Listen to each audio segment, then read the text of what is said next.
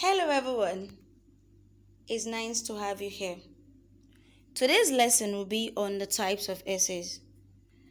I have come to discover in my course of teaching writing skills over the years that students most times find it difficult to distinguish between the different types of essays. When you tell them to write an essay on a particular topic, the problem of which type of essay to write begins to crawl in.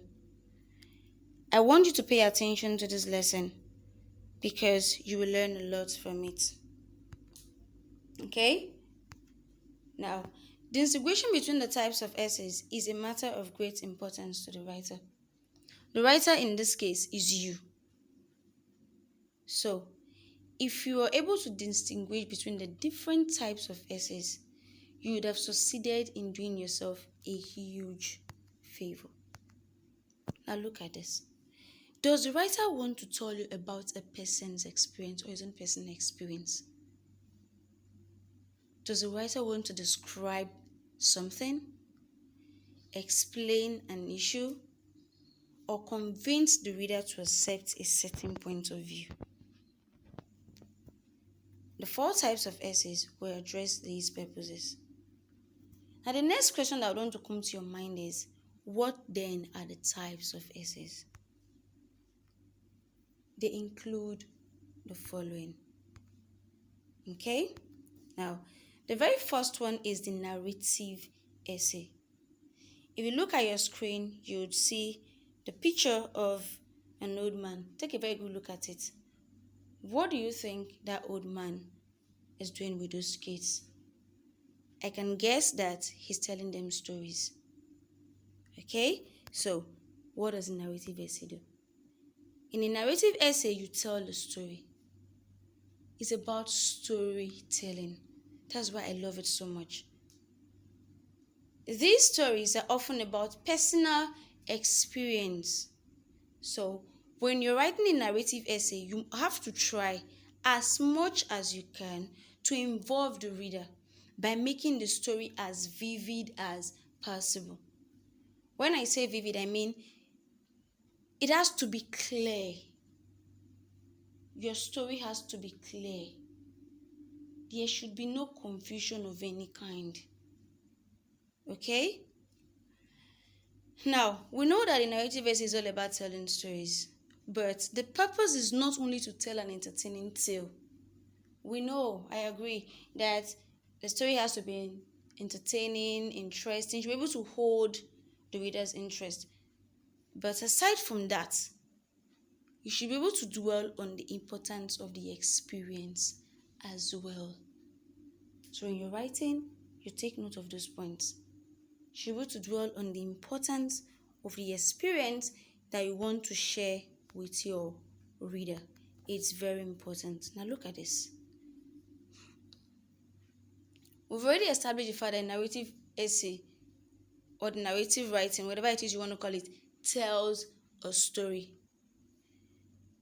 But every other thing that you see there on the screen has to be in the narrative essay. Beginning from the title to the punctuation marks to the topic sentence, everything has to be there. It has to be in the narrative essay. Okay? Then I need you to take note of another very important thing. Is the fact that because the narrative essay is about storytelling, the events in your essay has to be arranged in a chronological order. They must not be scattered. The story should be able to flow because your events were well arranged. If it's scattered, you'd have succeeded in making a mess of your work. And I know you wouldn't want that, right? So the events have to be arranged in a chronological order. If you are asked to write an essay on questions like a trip to the village, my first holiday experience, a visit to Ogbazu, a visit to a place of interest, my first trip overseas. If you're asked to write on these questions, you know that you've been asked to write on a narrative essay. You know why?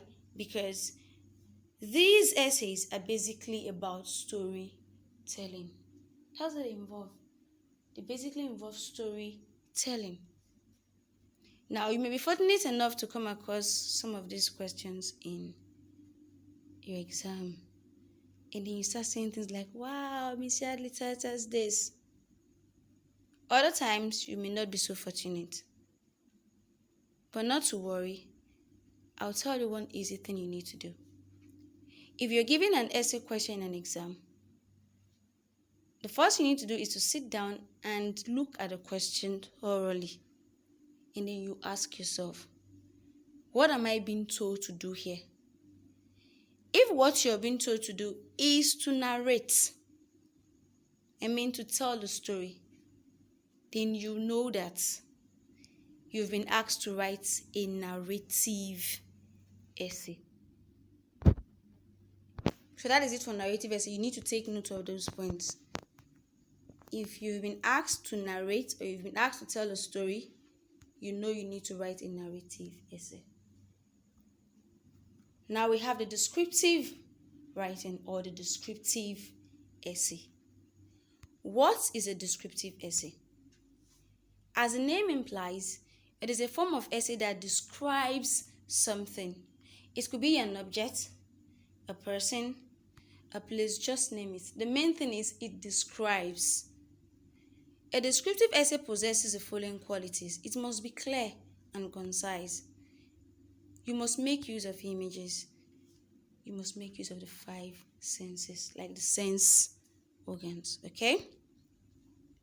Let's continue with our work. Please take note of these things again. It must be clear and concise. It must make use of images. It must make use of the 5 senses.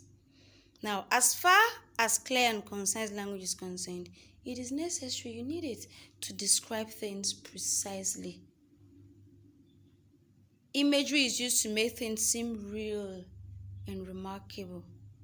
And the use of the 5 senses creates the imagery or a mental picture for the reader.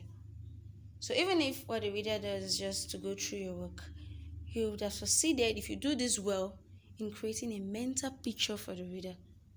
So the reader pictures everything the way you're writing it. If you're talking about a door, describing, the reader is following your description and a mental picture is being created in the reader's brain, okay? So it has to be done well. What does this look like? You describe. How does this smell? You describe. How does this feel? You describe. What's this? You describe. So the descriptive essay is all about what? Giving descriptions. If you're asked to write an essay on the following questions or topics rather, a dream, a pet, a garden, a plant, you are being asked to write a descriptive essay. So you have to take note of these things. Again, I'll tell you that you may not be fortunate enough to just see these questions there. But if you're able to distinguish between the different types of essays with all that we've been talking about, it will be easy. So when you see the question, even if it's not something that you've done with your teacher in class, you ask yourself, okay, what does the examiner want me to do here? Is the examiner telling me to narrate? No, this is not a narration. Is the examiner telling me to describe? Yes, I think the examiner is telling me to describe. It's easy, you've gotten it. If the examiner is telling you to narrate, you know you're writing a narrative essay. But if the examiner is telling you to describe, you know you're writing a descriptive essay. So we'll move on to the next one, argumentative essay. Why I'm right. Oh, private schools are more better than public schools. Okay? Farmers are more important than doctors. Okay? But that's not all I want to know. Give me reasons to believe that what you're saying is true. Convince me. Give me reasons. Okay, you want me to believe that you're right? Give me reasons to believe that you're right. That's what the argumentative essay is about. An argumentative essay is that type of essay that uses facts and evidence to support an issue. Yes. So it's not about saying, oh, I attend a private school, so private schools are better than public schools. No, it's not about saying that. You have to give me reasons to believe, to follow your line of thought. But you can only do that by using what we call facts and what evidence to support that claim. See another example. Is homework harmful or helpful? Again, it's not about saying, oh, I think homework is harmful. Oh, I think homework is helpful. No, it's not about saying that. You have to give me reasons to believe. And you will be able to do that using facts and evidence to convince me beyond reasonable doubt that indeed homework is useful or that it isn't useful. Take note of this. Though you will be taking a side on the issue, you also need to acknowledge your opposing side. Yes. You acknowledge your opposing side. You think about a point that your opponent is likely going to raise, and then you counter it. That's what the argumentative essay is about. How to write an argument. Choose a topic. If it's an exam setting, you will already be having the topic, so you may not really need to dwell much on that. But you will need to take a position. And when I mean take position, I'm saying take a stand. Are you supporting that homework is harmful, or you are opposing it? So that's what taking a position means. When you're done taking a position, okay, I want to write on homework is helpful, I will start gathering my evidence. When I'm done with that, I arrange them in a way that they all come out in a logical manner. I present my arguments logically, and then I think of the points that my opponent is likely to raise, and I counter it. That's providing counter arguments. So that is it. Now, if you are asked to write on questions like, are school uniforms beneficial? Is homework harmful or helpful? Does religion cause war? Just know that you've been asked to do what? Write an argumentative essay. And what do you need to do? You need to take a position. You need to gather your facts, your evidences. You need to arrange them in a logical way. You need to think of points that your opponent is likely to raise, and then you counter it. That is it on the argumentative essay. Okay? So please pay attention to these things because they're going to help you a lot. The last one is the informative essay. The informative essay. What is informative essay about? Its aim is to inform, is to educate others on a certain topic. It informs, it educates others on a certain topic. On a certain topic. It does not persuade, but if it is interesting enough, it may move the reader to learn more about the topic that you've presented. But take note, that move is something that they will have to do on their own, because your work was interesting enough for them to want to know more about what you've talked about. That's the informative essay for you. It informs. Include an opening paragraph to introduce the topic. Name facts in the body paragraph of your essay. I told you, you work with facts, right? 2. You work with facts 2. You inform. You educate. Follow the facts with supporting sentences. Organize your writing with transition words. Refer to the topic and include key vocabulary. Now, this is where your vocabulary virtuoso is so important. Most of us don't even know how blessed we are to have a subject like that in our school. If you write on a particular topic, when it comes to the informative essay, and you use those vocabulary that are peculiar to the topic that you're writing on, you would have succeeded in creating a very wonderful impression. When the examiner goes through your work, the first thing that comes to the examiner's mind is, this child knows what he or she is doing. Okay? Now, make a closing paragraph that relates to the topic. That's an informative essay for you. Now, if you are asked to write an essay on topics like domestic violence, most persons, they hear of it, oh, domestic violence, they don't even know what it's about. So your goal now is to come in and educate them, let them know that, oh, you've been hearing about domestic violence, this is what it's about. And then child obesity. Some persons just, they eat uncontrollably and they feel they're enjoying themselves. Life is good, they're enjoying life.